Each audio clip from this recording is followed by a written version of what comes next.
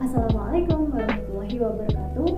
Saya Amalia Oktanugraini. Untuk memenuhi tugas ujian akhir semester mata kuliah evaluasi pembelajaran, saya akan membahas mengenai asesmen nasional. Menteri Pendidikan dan Kebudayaan kita, Bapak Nadiem Makarim, resmi mengganti ujian nasional atau UN yang tentunya sudah kita kenal selama 10 tahun belakangan ini menjadi suatu hal yang baru. Beliau akan mengubah dan mengganti ujian nasional menjadi asesmen nasional. Kira-kira seperti apa ya asesmen nasional ini?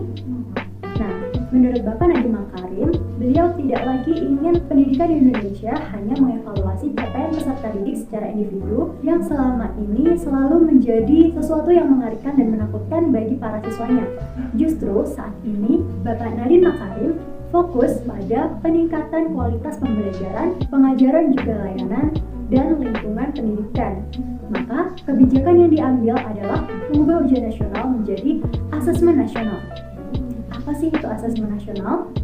Bagaimana mekanisme penerapan asesmen nasional? Dan apa saja ya indikatornya? Asesmen nasional ini tidak lagi mengevaluasi capaian peserta didik secara individu melalui ujian nasional seperti tahun-tahun sebelumnya yang hanya diperuntukkan bagi siswa kelas 6 SD, 9 SMP, dan 12 SMA.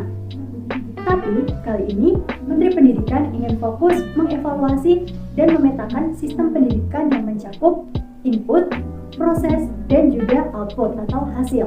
Tentunya melalui peningkatan kualitas pembelajaran, pengajaran, serta lingkungan pendidikan. Akan ada 3 aspek yang diujikan dalam asesmen nasional.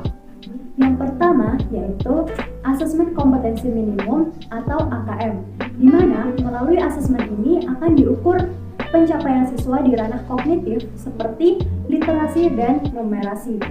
Yang kedua, bisa kita sebut juga dengan survei karakter atau asesmen karakter. Dan yang ketiga adalah survei lingkungan belajar.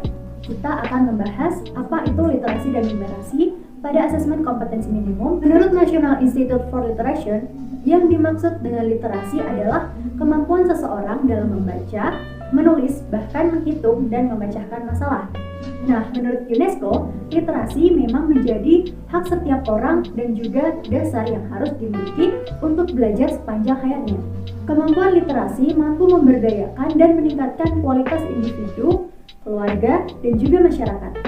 Jadi, dapat kita pahami bahwa literasi yang dimaksud adalah kemampuan yang lebih dari sekadar membaca dan menulis, tetapi juga mendorong agar peserta didik mampu menganalisis dengan membaca situasi atau hal-hal yang terjadi di sekitarnya, dengan pemecahan masalah berdasarkan apa yang sudah dipelajarinya. Sedangkan numerasi secara umum diartikan sebagai sebuah kecakapan dan pengetahuan seseorang dalam menggunakan berbagai macam angka serta simbol-simbol yang terkait dengan matematika dasar.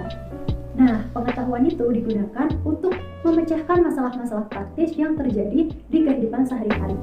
Selain itu, dengan numerasi, seseorang juga dapat menganalisis informasi yang ditampilkan dengan berbagai bentuk, seperti tabel, grafik, bagan, dan banyak yang lainnya. Setelah mampu menganalisis, kemudian peserta didik tersebut akan menggunakan interpretasi hasil analisisnya untuk memprediksi dan selanjutnya mengambil keputusan untuk memecahkan masalah.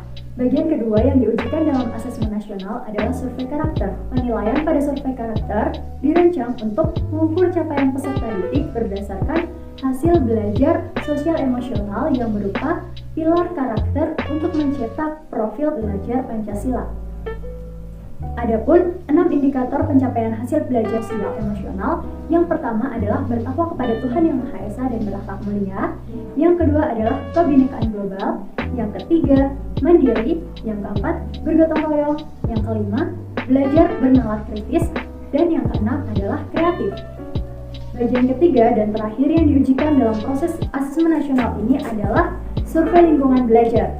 Survei ini digunakan untuk mengevaluasi dan memetakan aspek-aspek pendukung kualitas pembelajaran di lingkungan sekolah. Jadi, tidak hanya peserta didik saja yang nantinya akan dinilai, melainkan seluruh aspek yang mendukung pembelajaran juga. Yang terakhir, jika ujian nasional itu hanya mengevaluasi capaian siswa di setiap tingkat akhir pada jenjang sekolah, seperti kelas 6 SD, kelas 9 SMP, dan kelas 12 SMA, asesmen nasional ini tidak lagi menitik beratkan pada evaluasi capaian siswa. Oleh karena itu, asesmen nasional akan diterapkan untuk peserta didik yang berada pada jenjang kelas 4 SD, 8 SMP, dan 11 SMA.